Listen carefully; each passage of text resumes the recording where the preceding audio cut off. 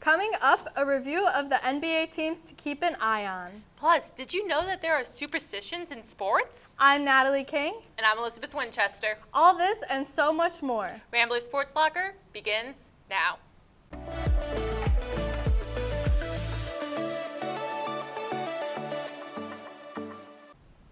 Welcome to a very spooky edition of Rambler Sports Locker. That's right, folks. It's the Halloween episode, and we filled the show with everything from favorite candies to superstitions. So grab your Halloween candy, sit back, and get ready for the thrills. You've got that right, Elizabeth. We have a very ghostly show for you all today. Let's not dilly-dally any longer. We've got a show to give.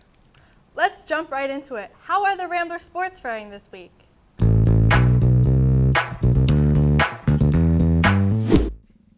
Hey there again. The women's volleyball team definitely felt the eerie vibe when they traveled to Richmond, Virginia over the weekend.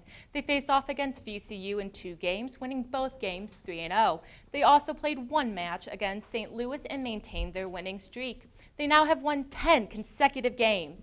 The men's soccer team ended their regular season undefeated on the road. Their last regular season game was against Rhode Island. Neither team scored, resulting in a tie. The men's soccer team finished their season 7-2-4 overall and 3-1-3 in conference games. While the men's soccer team traveled for their last game, the women's soccer team remained home. They played VCU with both teams securing 2 goals, ending in a tie. The women's soccer team finished their season 7-7-4 overall and 3-3-4 in conference games. The men's golf team partook in a 2-day invitational at Pine Tree Intercollegiate in Kennesaw, Georgia. On both days, the golf team placed 6 out of 10 teams. Remember to tune in next week to stay up to date on their Loyola sports teams. Now let's swing it back to the desk.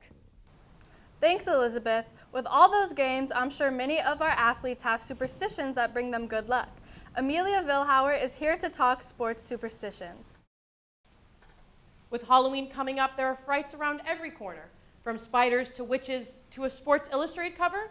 Well, that may just apply to the world of sports. That's right, even athletes have fears or superstitions. Let's run through some of the biggest known today. Starting with our very own Chicago Cubs, a team having a successful 1945 season until the game on October 6th, when Chicago saloon owner William Cyanis tried to bring his goat Murphy into Wrigley Field. The goat was denied due to complaints about the smell, and in a moment of anger, it's believed by many that Cyanis cursed the Cubs by yelling, quote, "The Cubs ain't gonna win no more. The Cubs will never win a World Series so long as the goat is not allowed in Wrigley Field," end quote. It was the beginning of the 71-year-long Billy Goat curse, where the Cubs' record started to sink for 20 years after, and they wouldn't win another World Series until 2016. Talk about scary. Even the best in the business have superstitions, like how Michael Jordan wore his University of North Carolina shorts underneath his Bulls uniform, believing they bring him luck. And Serena Williams refuses to change or wash her socks during a tournament. Of course, I have to mention the infamous Sports Illustrated curse. It all dates back to August 16, 1954, when Milwaukee Braves third baseman Eddie Matthews debuted as the first Sports Illustrated cover athlete. This led to the Braves losing their 9-game winning streak, and Matthews even broke his hand afterward. From there, the curse lived on. Athletes at the peak of their careers, until they graced the cover, then are slapped with bad luck, it's lasted all the way up to 2019, when Bryce Harper spoke about his hope for joining the Phillies on the cover and went on to miss the playoffs. Those are just a few of the countless superstitions and fears in the world of sports. Apparently, spooky season never really ends for them. For Rambler Sports Locker, I'm Amelia Villhauer. Thank you for those scary superstitions, Amelia. To keep the spooky vibes going, the Chicago Bears win with Tyson Bagent was a thriller, leaving many fans wondering, what does that mean going forward? Will Justin Fields keep his job? Chloe Morrissey has the story. The Chicago Bears managed to pull off their 2nd win of the season during last Sunday's matchup against the Las Vegas Raiders. Heading into the game 1-5 with QB1 Justin Fields out with a thumb injury, the team called on their backup quarterback, and keeping in the Halloween spirit, he was scary good. Tyson Bagent, the undrafted rookie who played Division II football at Shepherd University and led the Bears to a 30-12 victory. Bagent completed 21 of 29 passes for 162 yards, 1 touchdown, and Bears fans, you're going to love this one, no turnovers.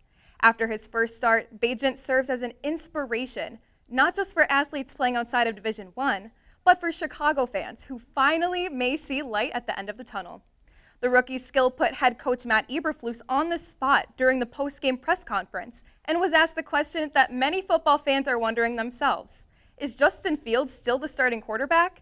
There is no definite answer to this question, but after the performance by Bazzone, along with backup running back Deontay Foreman and their defense, the future could be bright here in Chicago. For Rambler Sports Locker, I'm Chloe Morrissey. Thanks, Chloe. It will be interesting to see what happens with Justin Fields going forward. Like the Bears, UFC card 294 was also affected by an injury. Vanesa Hoxha has the story. UFC. Unbelievable, fantastic chicken. Unbelievable, fantastic chicken. Oh, hey guys. All right. Enough yoking around. Talk about that excellent performance. But like I said, enough yoking around. Let's talk about the actual UFC now. UFC card 294 took place in Abu Dhabi this past weekend. On October 21st, fans from all around the world tuned in to what was supposed to be a rematch between the current UFC lightweight champion Islam Makhachev and former champion Charles Oliveira. However, Oliveira sustained a cut to his eyebrow during sparring just 11 days before the big fight, causing him to withdraw. This resulted in the reigning featherweight champion Alexander Volkanovski to step in and accept this fight. Here was the issue. Volkanovski weighed around 181 pounds at the time he accepted the fight, according to ESPN. This meant he had less than 2 weeks to lose more than 25 pounds to fit contract weight, and he did. Fans were just as excited to see Makhachev and Volkanovski fight, for this was another rematch. Just a little over 8 months ago, these two fighters fought for the lightweight title in Perth, Australia. The judges scored in favor of Makhachev that night. Volkanovski fans were outraged at the decision, and even Volkanovski himself said, quote, he was outraged and robbed. On social media, many demanded a rematch, and here it was. In the pre-fight interview with Megan O'Leary, Makhachev says how he will win. My style always is good. That's why I don't have to prepare some other opponent do something else, you know. That's why I just took the fight. I told my manager, it doesn't matter who is gonna be in front of me, just give me someone. Well, he meant what he said, and with just 2 minutes remaining in the first round, take a look. A proposition. Oh! Kick from Makhachev! Huge moment in round one! That'll do it! And still the UFC defending lightweight champion of the world. But instead of celebrating, Islam quiets the crowd. He says why in the post-fight interview with Daniel Cormier. And second, I'm not celebrating win today because the crazy thing what happened around the world. Palestine, we stand here with you. All us dua with you. Stop this. For Rambler Sports Locker, I'm Vanesa Hoxha. Thanks, Vanessa. Now that we're in the swing of things, are you ready to knock out this next segment? I'm sure it'll be punch full of interesting facts. I see what you did there. In all seriousness, this next segment is one worth waiting for. Kirsten Richardson has the story. The NBA season is finally here, and people are busy creating their predictions for the season. So I decided to put myself into the conversation and tell you what teams you should keep an eye on. The Boston Celtics made moves throughout this offseason. Although they lost 4 players, they gained 2 important ones. Kristaps Porzingis from the Washington Wizards and Drew Holiday from the Milwaukee Bucks. It'll be exciting to see how these 2 players can adjust with the already dynamic duo of Jason Tatum and Jaylen Brown. The Phoenix Suns completed their trio by acquiring Bradley Beal from the Washington Wizards at the beginning of the offseason. I believe this team could be the best in the West, but I have some questions. How long can this trio last? How many games will the trio play together? We've seen super teams before in the NBA. In the past couple of years, they rise and fall like waves. So let's hope this one will be okay. It's freak time in Milwaukee after the rumors finally came to an end. Former Portland Trailblazer Damian Lillard requested a trade during the offseason, and the news shook the league. After back and forth with the Miami Heat, Lillard landed with the Milwaukee Bucks.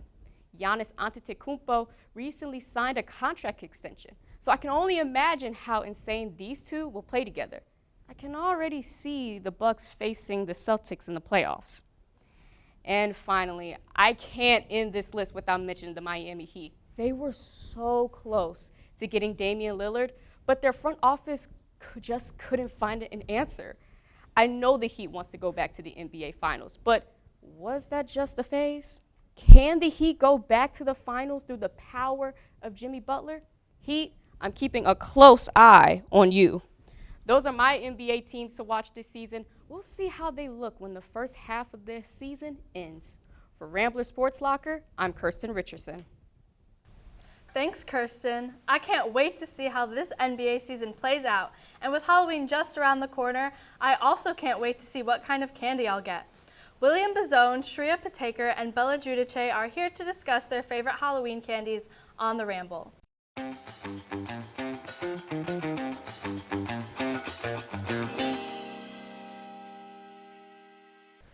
Thanks, Natalie and Elizabeth. Spooky, scary skeletons and shivers down your spine blurs. It is Halloween season, and welcome in to a very scary ramble. I'm your host, as always, William Bazzone, you know what I mean. And this week I'm joined by Bella Giudice and Shreya Pataker, loving the costumes, guys. Because we've had some kind of bigger rambles these last couple weeks, figured we'd make this one a little more sweet. Pun was fully intended there. We're talking about the Candy Mount Rushmore, the top 4 candies of all time. I think there are 4 right answers here. Maybe I'm right, maybe I'm not, I don't know. We're going to start with you, Shreya. What are the 4 best candies of all time, the ones that you'll see in South Dakota at a big monument someday? What's going to make it there? I think I'd like to start with the best one, which is also a full course meal, a fun dip. Then, wow, a fun dip is a meal. Yes, it has a stick, which you can eat, and it has powder. It's basically rice and meat. Okay, it's an interesting comparison there. All right. And then second is going to have to be Reese's, and then Kit Kat, and then, of course, Nerds. A box of Nerds. Okay, which kind of Reese's? I'm going to have to correct that pronunciation now. That could be a debate in and of itself. It's Reese's, guys. Get it right. What Reese's, though? The cups, pieces? Which ones are we going with? Oh, the cups. The pieces are just so inferior. Okay, I mean, that's you fair. don't get the whole flavor with the pieces. But I feel like there's more of them, though, in a little package, you know? But the flavor is just like, it's like an M&M, you know? It's a knockoff M&M with peanut butter. That's fair enough. So that's fair enough. A Reese's cup is where it's at. I think Fun Dip as a meal, though, that one caught me by surprise. I mean, it's very filling, it's unique, and when you find it in your trick-or-treating basket, you feel like, oh, this is special. You only get a few of them, so. That's what the people of today would like to call a girl dinner. Anyways, Bella, your top 4 candies. Yeah, What's ending up on Mount Rushmore? I'm a little concerned with your list, and your pronunciation makes me really upset of Reese's. So a little bit of a similar list, although I do not consider any of these to be meals by any means. Big nerd girl. Which is the best kind, though? The pink ones. The really fat the really fat ones. I think too, grape is the best. Grape is the best. That's really controversial, but okay. it's okay. Yeah. Starburst, again, the pink ones, delicious. All right. Reese's peanut butter cups, and then Skittles. And I know what you're thinking. This list is lacking chocolate. And the reason why I curated the list as what it is because all of these doesn't require a lot of water while eating them. So it doesn't make you very thirsty when you're eating them because I hate when I'm eating candy and I get really thirsty. That's a thing? It's totally a thing. Your tongue. But it's not salty though. No, but it's you need water. If I'm having chocolate, I need water. That's true. I guess to clean out your mouth, that makes sense. All right. Not that my opinion means that much more than anybody else's, but my top 4, I'm going with peanut M&Ms, Snickers, Three Musketeers, and last but not least, do I go with something fruity? I think I'm going Grape Nerds. I gotta go Grape Nerds. That's a weird I list. see peanut Well, M&Ms. it's valid though. It's not. It's gotta be. Why is it not valid? Tell me why it's not. I don't like the peanut M&Ms in there. No, you just put they're you just good. throw that in there. When I get that in my trick-or-treating pail, I throw that right away. I give that to my cousins. But I don't want that. They're sort of healthy because it's an actual nut, you know, a You're nut. getting a little protein in there. Exactly. Healthy candy, Fun Dip as a dinner. I don't know what to think with you. Reese's. It's all over the place, everybody. I hope everybody has a wonderful Halloween. Thank you, ladies, for coming on and joining me. Enjoy your Halloween, like I said. Make sure you join in on the conversation. What are your top 4 candies? We'll see you next week with a brand new ramble, and we'll swing it back to the anchors to finish up the show. Thanks, everyone. When it comes to candy, I'm a big fan of Kit Kats. What about you, Elizabeth? I love a Kit Kat as much as the next person, but I've got to say Twix and Twizzlers have a special place in my heart. But let's keep the spooky vibes going with this special haunting edition of This Day in Sports History. I have 2 ghastly events that occurred on Halloween. In 2003, Bethany Hamilton had her arm bitten off by a shark while surfing in Hawaii. She was only 13 years old. Despite such an unfortunate event, Hamilton went on to establish a professional surfing career. In 2001, the Arizona Diamondbacks faced the New York Yankees in the Game 4 of the World Series at Yankee Stadium, marking the first time the Fall Classic was played on Halloween. The Yankees won the game 4-3, tying the series at 2 games apiece. The Diamondbacks went on to win the series in 7 games and will play in a World Series game tonight against the Texas Rangers for the first time since the fateful series over 2 decades ago. And ironically, Game 4 of this year will be played on Halloween as well. Coincidence, or is this the work of supernatural? That's all for this ghostly edition of This Day in Sports History. That wraps up this episode of Rambler Sports Locker. To stay up to date on all things Rambler Sports, be sure to follow us on X, TikTok, and Instagram at Loyola RSL and subscribe to our YouTube channel. From all of us here at Rambler Sports Locker, I'm Natalie King. And I'm Elizabeth Winchester. We'll see you next week, and don't forget to turn off the lights.